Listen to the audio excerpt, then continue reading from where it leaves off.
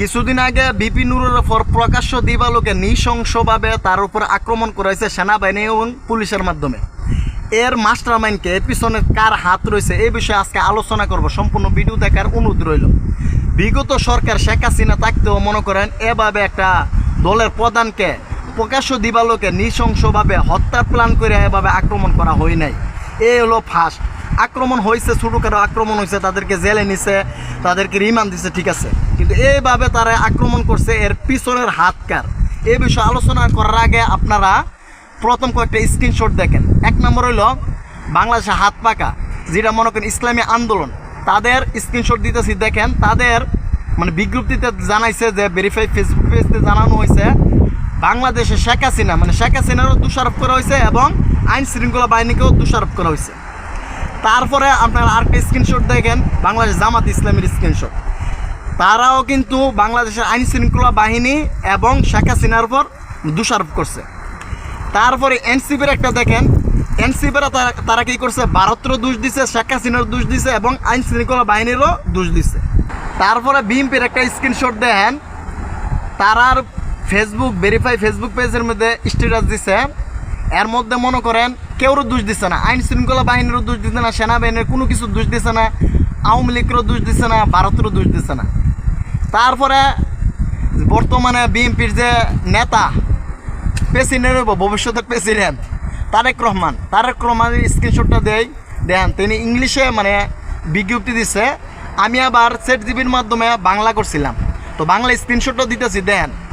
এখনও তিনি কেউরও দোষারোপ করছে না, মানে শুধু প্রতিবাদ আর নিন্দা জানাইছে। আচ্ছা, তারপরে আমাদের আসিফ নজরুল সার যে রয়ের এজেন্ট, তা আবার কিতা করছে, প্রতিবাদ জানাইছে এবং বিচার চাইতেছে। আর মানুষের যে কমেন্টে কি কইছে আল্লাহ। আচ্ছা, একটা উদাহরণস্বরূপ ধরেন, আমি বড়, আমার এক সুলু ভাই অপরাধ করছে, করার পরে একজনের মাথা গিয়ে ফাড়াই লাইছে। এখন আমি গেলাম যাই আসার আমি কি করবো, যে এর মাথা ফাটাইছে তারকে সান্ত্বনা দিমু যে ভাই আমি তোর দুঃখটা বুঝতেছি, তোর যে মাথা ফাটাইছে আমার বাইরে আমি বিচার করবো নাকি, আর সে বিচার চাইবো আমার কাছে চাইয়া। কারণ আমি যদি গিয়ে হ্যাঁ কই যে আমি বিচার চাই, এটা হাস্যকর বিষয় না। তো হ্যাঁ আইন মন্ত্রণালয় কী করে আসিফ নজরুল, আমি এটাই বুঝি না, হ্যাঁ তার ক্ষমতাতে নামানোর দরকার। আচ্ছা যাক, ডক্টর ইউনূসের একটা স্ক্রিনশট দেই। ডক্টর ইউনূসে আইন শৃঙ্খলা বাহিনীর কোনো দোষ কোনো কিছু দিছে না, সব কিছু এড়াই গেছে গা, ঠিক আছে। তাহলে ডক্টর ইউনূসে কি দেখছে না যে সেনাবাহিনী যে ইয়া করছে বা পুলিশে যে মারছে, এই দুষ্কির লেগে এড়াই গেল। স্বরাষ্ট্র মন্ত্রণালয় এ বিষয়ে কোনো পর্যন্ত কোনো কিছু বলতেছে না। আচ্ছা যাই হোক, এরপরে পিনাকি দাদার ফেসবুক ভেরিফাই পেজ থেকে আমি একটা ইয়া দিতেছি, স্ক্রিনশট দিতেছি। এখানে জিএম কাদেরের দোষ দিতেছে, জিএম কাদের, এর পিছনে বলে জিএম কাদের রয়েছে।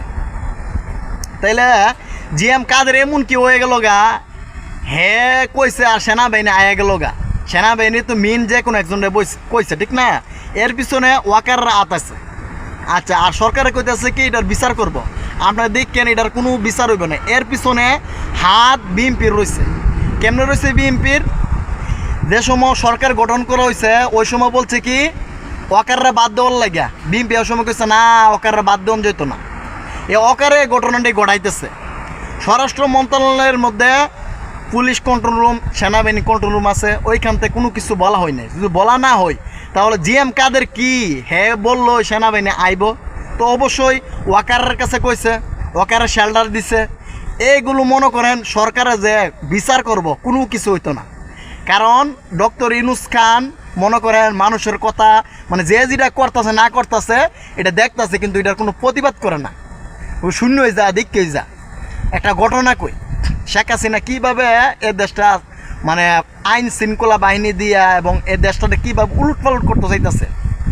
একটা কিচ্ছা কই, একটা কিচ্ছা হইলো মনে করেন এক বাপে আর কি এলাকার মধ্যে এমন কাজ করছে, মানুষের জ্বালা যন্ত্রণা দিয়া ডাকাতি করে সন্ত্রাসী কইরা জ্বালাইছে মানুষের। তখন বেটা তো মরে যাওয়ার সময় পুত্রে কইছে, পুত্রে আমি তো মরে দিতেছি গা, মুমূর্ষ অবস্থায় আছে, বিছনাথ ফিরে গেছে গা, কোন দিন যেন মরে যায় গা, তুই একটা কাজ করিস, আমার একটা ওসিয়ত রয়েছে, মানুষ যেমন মনে কর আমি মরে যাওয়ার পরে মানুষ যাতে আমার বদনাম না করে, তুই এমন একটা কাজ করিস, তুই ভালো টেকা চলিস, আমার কথাটা যায় তুল ফিরে দেখা। বাপে মরার পরে পুতে কি করছে, বালা কাজ না করে উল্টা করছে। এর বাপে যতটুক মানুষের জ্বালাইছে, নির্যাতন করছে, এর থেকে বেশি জ্বালানি শুরু করছে। তো মানুষ আপনার কইতেছে যে বাপটা যাক যুদ্ধ জ্বালাইতো, ফুতরা দি বাপের তার বড় গুন্ডা, এখন তো হের বাপ হয়ে আগে বালাসলো।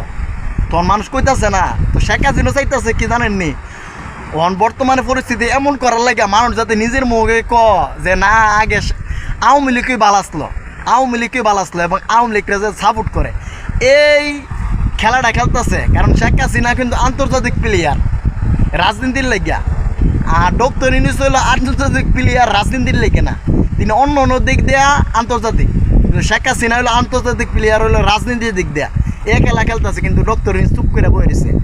ডক্টর ইউনূসের এখন কাজ হলো কি, আপনি এখন জনসম্মুখে খোলামেলা বইলা দেন যে কি হইতেছে না হইতেছে, এবং আপনার সেনাবাহিনী আপনার প্রতি কী চাপ দিতেছে না দিতেছে, এই বিষয়ে আলোচনা আপনি করেন, জনসম্মুখে বইলা দেন। আপনি ডরান কেন? আয়াতুল্লাহ খামেনি দেখেন না ইরানের, আমেরিকারে বই পান, আমেরিকারে বুড়ি আঙ্গুল দেহা, আর আপনি আওয়ামী লীগের কেন বই পান? আপনি সব কিছু বইলা দেন। এবং বিএনপি যে এই যে ওয়াকারে বসায় রাখছে, বিএনপি এর পিছনে বিএনপির হাত আছে, এবং ওয়াকারের মাধ্যমে দিয়ে যে বিএনপি রাজনীতি আইতে চাইতেছে, এই বিষয়ে আপনি খোলামেলা প্রকাশ করে দেন। আপনি ডরান কেন? আপনার পিছনে জনগণ আছে, আপনি বই পাবেন না, সব কিছু প্রকাশে বলে দেন। আর এই হত্যা মামলার বিচার করেন। আর এই পিছনে নিশ্চিত বিএনপির হাত রয়েছে এবং ওয়াকারের হাত রয়েছে। এই বিষয়ে আপনি আইনি পদক্ষেপ নেন এবং এর বিচার করেন। বিচার করতে পারলে আবার জনগণের কাছে আপনি যাইতে পারবেন। আস্তে আস্তে জনগণ মনে করতেছে আপনি ব্যর্থ সরকার, আস্তে আস্তে ব্যর্থতা দেখাইতেছেন। ব্যর্থতা দেখাইবেন না, আপনার প্রতি আগায় যান, এবং যদি আপনি না পারেন তাহলে জনগণের নিয়ে কাজ করেন। জনগণ আপনার প্রতি আস্থা আছে এবং বিশ্বাস আছে, এই বিশ্বাস নিয়ে আগান। জনগণ এখনও বুকের তাজা রক্ত দিতে প্রস্তুত আছে। আর জনগণের যদি আপনার প্রতি জনগণের আস্থা হারাই জায়গা, তাহলে দেশ কিন্তু অচল হয়ে যাব। আর জনগণ এখনও আপনার প্রতি আস্থা আছে, আপনি আগান। এখনও জনগণ আপনার প্রতি বিশ্বাস রাখতেছে, আপনি আগান, আপনি বই পাবেন না। এবং ওয়াকার যদি করতো সেনাবাহিনী বাংলাদেশে মানুষ রুখে দাঁড়াইবে, এবং সেনাবাহিনী ওয়াকাররে ফাঁসার মধ্যে মনে করেন 3টা লাড়ি দিয়া সেরা 3 রাস্তার মোড়ের মধ্যে খাড়া করে রাখবো। শুধু আপনি একটা ভাষণ দেন, জনগণ আপনার পিছা আছে কিনা আপনি দেখেন।